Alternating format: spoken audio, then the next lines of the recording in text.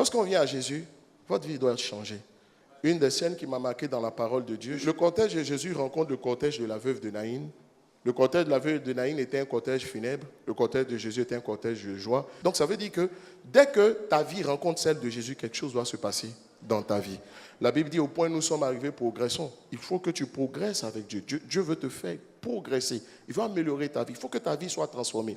Souvent on le dit comme un slogan, viens à Jésus et ta vie ne sera plus jamais la même. Mais vous savez quoi? La foi ne vient pas juste de ce qu'on entend. Le mot qu'on traduit en français par entendre signifie comprendre.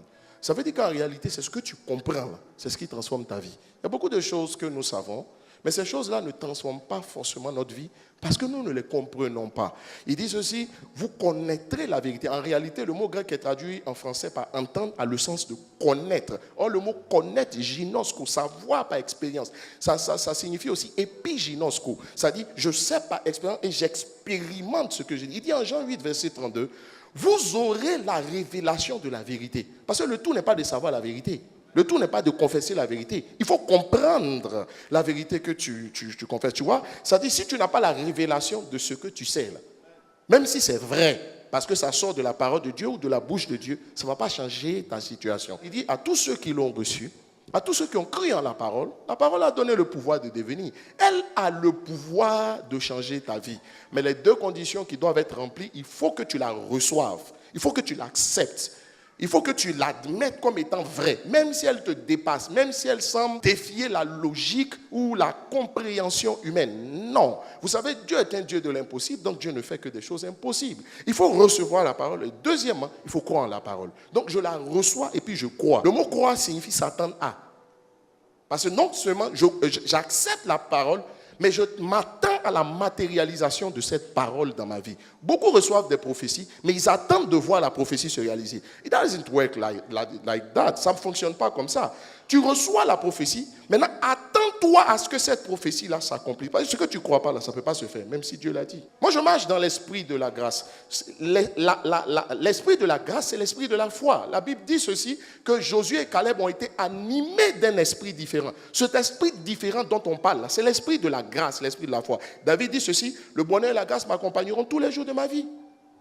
Quand ça n'allait pas, et que les choses ne marchaient pas, ça ne fonctionnait pas, je priais le Seigneur pour savoir comment faire pour m'en sortir. Vous savez quoi? Le Seigneur va me donner Romains chapitre 12, verset 2. Il va dire ceci. Soyez transformés par le renouvellement de l'intelligence. Ça voudrait dire quoi? Ta situation n'est pas transformée tant que ton intelligence n'est pas renouvelée.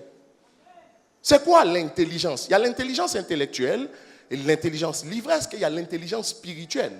Ça veut dire quoi? On parle d'une intelligence spirituellement renouvelée quand tu commences à penser comme Dieu. Pourquoi est-ce que Jésus a dit à ses disciples, ayez la foi de Dieu? Le français dit, ayez foi en Dieu. Mais Jésus dit, ayez la foi de Dieu. Manifestez le type de foi que Dieu manifeste. Or, je vais vous expliquer que croire, avoir la foi, ça veut dire s'attendre à. Attendez-vous à ce que l'impossible se produise. Les gens ont tendance trop facilement à dire, ça ne va pas, ça ne marche pas. Mais laissez-moi vous expliquer quelque chose. Ça ne marche pas par rapport à quoi? Ça ne va pas par rapport à quoi? Je suis en retard par rapport à qui ou par rapport à quoi? Le Seigneur m'a dit ceci. Il m'a dit, tu sais, dans la vie de chacun dans la vie de chaque personne, il y a ce que j'appelle un agenda que j'ai déjà établi. Un agenda de la manifestation de certaines choses. Mais cet agenda-là, tu vois, il m'a dit, la foi ne produit pas ce que je n'ai pas prévu. La foi ne crée pas les choses. La foi ne fait que rendre disponible pour vous ce que Dieu a déjà arrêté. Beaucoup pensent qu'avec leur foi, ils vont créer ce que Dieu n'a pas prévu de leur donner. Souvent, tu exerces la foi, tu respectes tous les principes de la foi, mais ça ne produit pas de résultats parce que ça ne fait pas partie de ce que Dieu a prévu pour toi. La Bible dit ceci, que Dieu fait toutes choses belles en son temps. Tu sais ce que ça veut dire? Ça veut dire que tant que le temps de la chose n'est pas arrivé, fais ce que tu veux. Tu peux te stresser, être inquiet, te lamenter, être triste parce que la chose n'est pas arrivée. Mais ce n'est pas le temps de la chose. Dieu ne le fera pas. Dès l'instant, je commençais à me reprogrammer pour comprendre qu'il y a le temps de chaque chose. Et quand le temps de la chose n'est pas arrivé, ça ne marche pas. Je commençais à voir les difficultés autrement. Il n'y a pas de difficulté. Il n'y a qu'un champion à l'entraînement. Il n'y a pas de difficulté. Il n'y a que des opportunités pour nous apprendre, n'est-ce pas, certaines choses. J'ai commencé à voir différemment ce que j'appelais erreur ou échec. J'ai commencé à concevoir les choses différemment. Il dit ceci, il n'y a pas de transformation tant que l'intelligence n'est pas renouvelée. Ta situation qui change est le résultat de ta mentalité aussi qui a évolué. C'est-à-dire quand tu commences à penser comme Dieu et comme tu commences à voir les choses comme Dieu, j'ai commencé à me voir différemment. J'ai commencé à me voir un champion. J'ai commencé à voir comme quelqu'un qui va réussir. Le Seigneur m'a dit ceci: je suis le maître d'ouvrage et le maître d'œuvre de ta destinée. Le maître d'œuvre, c'est celui qui exécute. Il dit: je suis le maître d'ouvrage et le maître d'œuvre de ta destinée. Il dit donc, dès cet instant, tout ce que moi je dis, ça arrive. Premièrement, attends-toi à ce que ça arrive, indépendamment de tout ce que tu peux constater autour de toi. On n'avait ni argent, ni expérience, tout ce que tu sais. Mais il dit: ce que je t'ai dit, ça va arriver. Dès l'instant où tu commences à admettre cela, vous savez, Dieu est trop grand pour te dire des choses qui sont à ta dimension. Donc tout ce que Dieu va te dire va te surprendre. Maintenant, quand tu commences à penser comme Dieu, ce qui aurait surpris l'homme ordinaire ne te surprend plus. Ça ne te surprend plus parce que ton esprit s'attend à cela. On a commencé à se dire: on va y arriver, ça marchera, les choses vont changer, tu comprends? Et puis, ça m'a enlevé une forme de pression. La pression ou la tristesse de ne pas voir du résultat. C'est à cette époque-là que le Seigneur m'a expliqué que ça ne servait à rien de se comparer aux gens. Que vous savez, il y a certaines personnes qui comprennent vite certaines choses que d'autres. Mais tu sais, dès l'instant où tu commences à les comprendre, tu rattrapes ton retard et tu parviens à arriver là où tu aurais dû t'arriver. Vous savez quoi? C'est là que j'ai appris à développer l'esprit de la grâce. Le bonheur et la grâce m'accompagneront tous les jours de ma vie. Ça veut dire quoi? Chaque jour que tu te lèves, attends-toi à ce que de bonnes choses se produisent. Écoutez, vous n'avez pas besoin d'être pour avoir. Vous n'avez pas besoin aussi de faire pour être. Vous avez juste besoin de réaliser ce que vous êtes pour pouvoir faire. Ça veut dire que tout devient possible dès l'instant où vous ne vous jugez pas par rapport à ce que vous pouvez accomplir, mais vous partez directement sur la base de ce que Dieu dit de vous et que vous recommencez à voir les circonstances. Tu n'as pas besoin de faire pour être. Mais si tu réalises que tu es, tu feras. Tu n'as pas besoin d'avoir pour être. Mais si tu réalises que tu es, tu auras. Tout part de l'image que tu as de toi. On a tendance à associer notre image au résultat qu'on produit. On ne produisait pas de résultats, on se dit: mais où on s'en va? Qu'est-ce qu'on va devenir? Qu'est-ce qu'on va faire? C'est dit: stop, ce n'est pas comme ça que ça marche. Pourquoi est-ce que quand Dieu se révèle à Gédéon, Dieu commence à l'appeler vaillant héros? Pourtant, c'est un peu heureux.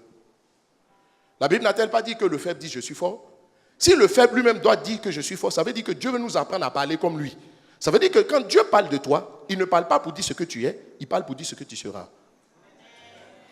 Mais il t'emmène à dire ce que tu seras pour que la conscience que tu as de ce que tu seras t'emmène à voir différemment ce que tu vis et ce que tu es aujourd'hui. 2 Corinthiens chapitre 3, versets 17 à 18. La Bible va dire ceci au verset 18. Nous tous qui, le visage découvert, on a le visage découvert, tant que vous ne vous convertissez pas à l'esprit, vous avez le visage couvert. Il y a 2 conversions. Vous devez vous convertir à Jésus. C'est quand tu donnes ta vie à Jésus. Maintenant, il y a une deuxième conversion qui est la conversion au Saint-Esprit. Quand tu te convertis au Saint-Esprit, tu commences à ne plus réagir ou réfléchir comme un homme. Il dit: nous tous qui le visage découvert. D'autres versions disent dévoilé. Qu'est-ce qui met le voile sur ton visage? C'est ton intelligence. Qu'est-ce qui met le voile sur ton visage? C'est ta logique. Laisse-moi te dire quelque chose. Tout est possible à celui qui croit. Regarde, pour bien comprendre le mot croire, à celui qui s'attend à ça. C'est tout. Il faut avoir maintenant la mentalité du Dieu qui pourvoit, mais pas des dons. Chers amis, le problème de beaucoup, il y a des choses auxquelles vous ne vous attendez pas. Il y a des choses que votre esprit ne conçoit pas. Ce que tu n'as pas encore eu, ce n'est même pas Satan qui t'empêche d'avoir. À plus forte raison, mon Dieu. Je dis: mais donc c'est qui? Il dit: c'est ta foi qui ne t'a pas encore donné. Mais je dis: mais quelle foi encore? Il dit: ce à quoi tu t'attends. Est-ce que quand tu te lèves, tu t'attends à ce que quelqu'un vienne te donner une nouvelle voiture? Vous avez oublié que dans l'Ancien Testament, notre Dieu, le Dieu, il faisait des miracles de création. La Bible dit: nous tous qui le visage découvert, contemplons comme au travers des miroirs la gloire du Seigneur, nous sommes transformés en la même image. Qu'est-ce que ça veut dire?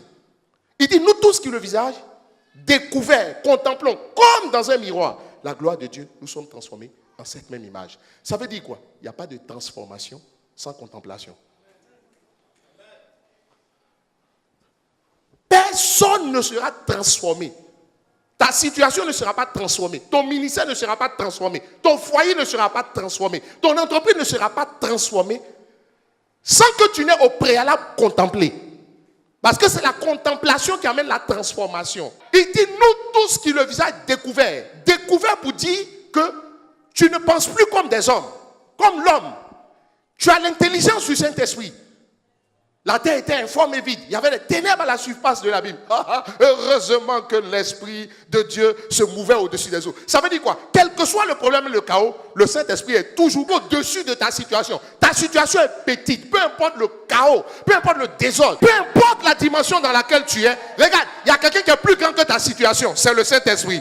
Donc quand ta situation est en train de bouger, le Saint-Esprit est là. Il se tourne au-dessus de ta situation et puis il rit. Oh my God!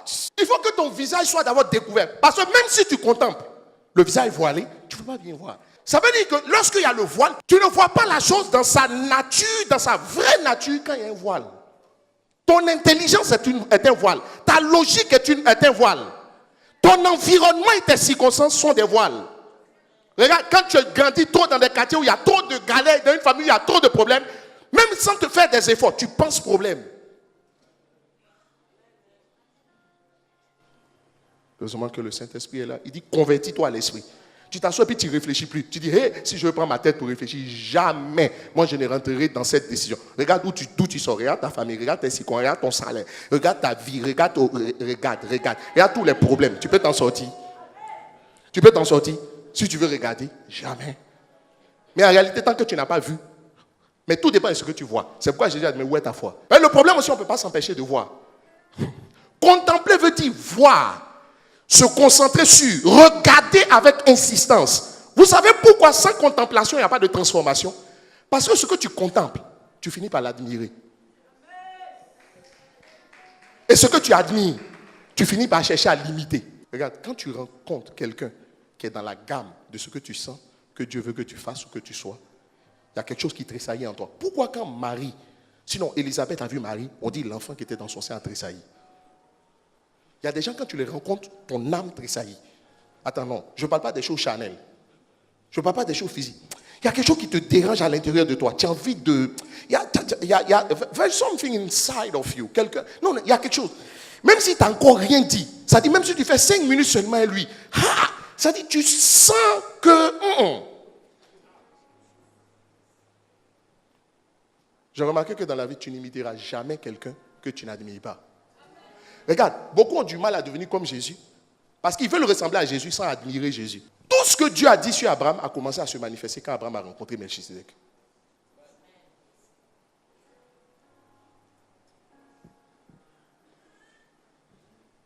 Ça veut dire quoi? Ce que tu dois devenir associé à une rencontre que tu vas faire. La première rencontre que tu fais, dès que quelqu'un naît, qui y voit? Papa, maman. C'est pourquoi quand quelqu'un n'admire pas ses parents et n'imite pas ses parents, il ne réussit pas.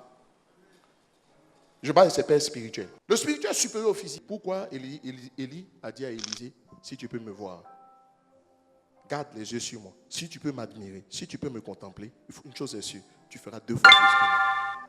Chers amis, je suis venu te dire une chose. Regarde, le père spirituel que Dieu te donne, c'est parce qu'il te connaît. Dieu te connaît mieux que toi. En fait, ta destinée est cachée dans la destinée de ton père. Or, il faut que tu rencontres quelqu'un qui manifeste ce que toi tu es censé manifester pour qu'il y ait quelque chose qui se tressaille. Bénis Dieu pour sa vie. Sème dans sa vie. Honore ton père. C'est valable pour ta mère. Honore tes parents spirituels. Regarde, c'est parce que Dieu t'a regardé. Et puis Dieu sait que il faut que quelque chose tressaille en toi avant que tu ne te lèves. Mais pour que ce quelque chose tressaille, il faut rencontrer quelqu'un qui est déjà dans la dimension. Regarde, c'est miraculeusement que Élisabeth est tombée enceinte. Mais la dimension du Saint-Esprit qui était tombée sur Marie, elle ne l'avait pas connue. Quand Élisabeth rencontre Marie, l'enfant tressaille. Ça veut dire que la dimension dans laquelle, le don qui est en toi, la capacité qui est en toi, la destinée qui est en toi, le géant qui est en toi, il ne peut pas rester inerte. Il est obligé de bouger. Il a envie de se lever. Depuis quand tu as vu physiquement quelqu'un choisir ses parents? C'est pourquoi même spirituellement, tu ne te rends pas compte, tu ne peux pas choisir tes parents. Même si tout se passe comme si tu pouvais choisir. Tu ne peux pas. Si tu as compris ce que je dis, tu ne peux pas. Si le diable veut détruire la vie de quelqu'un, c'est facile. Il te met en parlant avec ton papa, ou bien il fait que tu t'en vas. Et il te fait... David avait compris. Quand en fait il était au palais pour devenir le prochain roi. Donc il ne pouvait pas quitter le palais. Saül voulait le chasser du palais. Il dit, no bouging here. Chers amis, vous savez quoi? Si vous pouvez comprendre, la Bible dit celui qui reçoit un prophète en sa qualité, le prophète reçoit une bénédiction, un prophète. Si tu veux que Dieu te distingue, il faut te conformer à tes pères. Tu conformes à ton père, tu te conformes à celui qui est ton modèle. Regarde, tout le monde ne peut pas te taper. Nous irons de gloire en gloire. Nous irons de mieux en mieux. Admire, imite. Pour imiter, il faut admirer. Pour admirer, il faut contempler. Pour contempler, il faut observer. Si tu appliques ce principe, ça marchera pour toi.